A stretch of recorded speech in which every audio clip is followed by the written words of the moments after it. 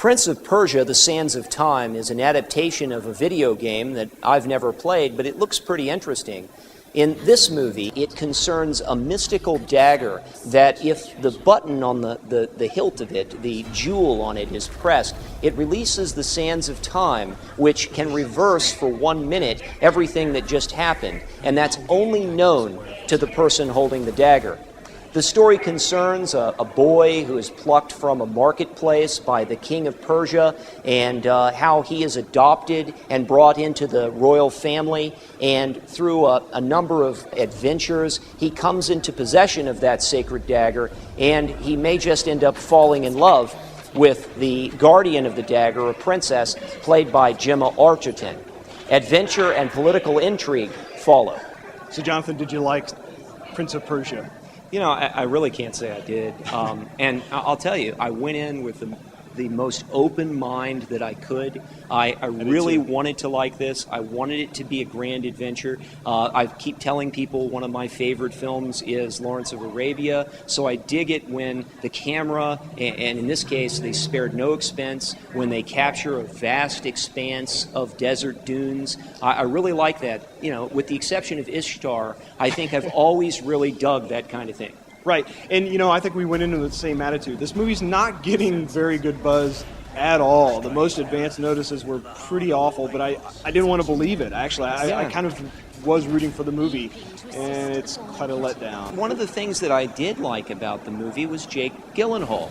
I really thought that one of the failings of the film when I saw the trailer was that Gyllenhaal was not going to be able to pull off the hunky hero type. He does very well in this role. I have it on good authority that he's quite a hunk. The thing is that what a waste, what a shame, because everybody pretty much does a very good job. I mean, Ben Kingsley. That's very true. The cast is good. Ben Kingsley is good. Gemma Arterton's good. The whole she's cast. The girl. We've already seen her in Clash of the Titans. She's having a good year. Yeah. Well, she has that ethereal quality, here. and they keep. This is the second movie this year. She has this sort of sacred character. She's sort of a demigod in Clash of the Titans. Here, she's human, but she's a priestess / princess, and so they're using her in that way. And I wonder if she'll end up being typecast. This movie has a higher body count, I would think, than Robin Hood, which, you know, has a lot of grand battles, and yet, you know, there's no sex in the movie. There's barely any kissing, so it's an interesting way of getting to the PG-13. You can, you know, kill as many people as you want, but you can't let them kiss or anything, you know. Right, and you know, it seems like the sensibility when it comes to the violence was definitely PG-13, really kind of hard PG-13. In places, certainly. But the sophistication of the writing was much lower. Yeah. This really seemed like high G, almost PG level of writing. I think that age of kid would be interested in the story and the intrigue, but it's a shame too, because video games I think show a lot of promise in the way they're advancing the storytelling, but this did feel like a truncated story from a video game, and you know, the adventure is the main set piece, and everything else is just thrown away. Well, and it did. They didn't add any complexity beyond what the video game offers. And you know, I have a theory about why so many video games don't translate into good movies. The fact is, video games have a very sort of straw man approach to character because they want you to put yourself in the place of the character. Movies are character driven. You know, action movies included. We have to care about these people. They have to sort of be fully fleshed out and be round characters.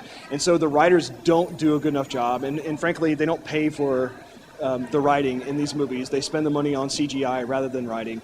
But they don't flesh out the characters. And so it just ends up sort of being flat, and we go from one episode to another like we do in this movie. Well, and I just think video games always have the ever-present reset button. I mean, modern video games allow you to pause the game, go and, you know, get a drink or something and come back and continue the action. They also allow you to save where you are in the adventure so that you can come back to it. Obviously, almost like a dagger with a button that reverses time. That's right. It's the perfect video game metaphor. Well, that's one aspect of it. What did you think about, there's some pretty obvious political undertones to this. They really did that are. work for you or not? To me, it did. I liked that because it relieved a bit of the melodrama that was just kind of soggy. I hate to say it. So, yeah, Will they kiss? I thought Will it was okay. It would have been great if they would have taken that in a more inventive direction. I remember one of the things that, one of the shows that got the most views for us was Green Zone. And we alluded to the fact that they did something interesting with the politics. We may not have agreed with it, but they took it in an interesting direction. I wonder if they had really looked at the ancient civilization of Persia or ancient empire of Persia and got somebody like Peter Morgan to come in and write something that took real historical footnotes and did something with it. I wonder what they did. Peter Morgan, of course, was responsible for The Queen, as well as Last King of Scotland, and other Oscar-nominated writer. So I wonder, if they would do that, if they'd bring in a real heavy hitter like that to do the story on this, if the thing could work. Well, one interesting thing about that, I noticed one of the producers is John August, who has a pretty good track record as a screenwriter. Absolutely. He didn't write this movie, but he did produce it. And so I would have thought that maybe he would have lent a bit more of an editorial eye to the writing. What a smart guy he is. That didn't seem to happen. Yeah. Well, I guess we can conclude that neither one of us got our fix from Prince of Persia, The Sands of Time. I will say that I think, just like Sex and the City 2, and both films open this week, there is a particular demographic for this movie, because the audience we watched it with, a lot of them clapped their hands and were really entertained. So the one thing they did here was spare us the 3D. It's not in 3D. It's a 2D adventure. It feels a bit hammy, so maybe that's going to work with some audiences. I think it may find an audience. The fact is, it's marketed very well, and it's been marketed for quite a few weeks now. So I think it'll draw in the kind of audience that wants summer blockbuster action. If you're looking for any more than that, though, I think you're going to be terribly disappointed. Lacking in depth, definitely. Yeah.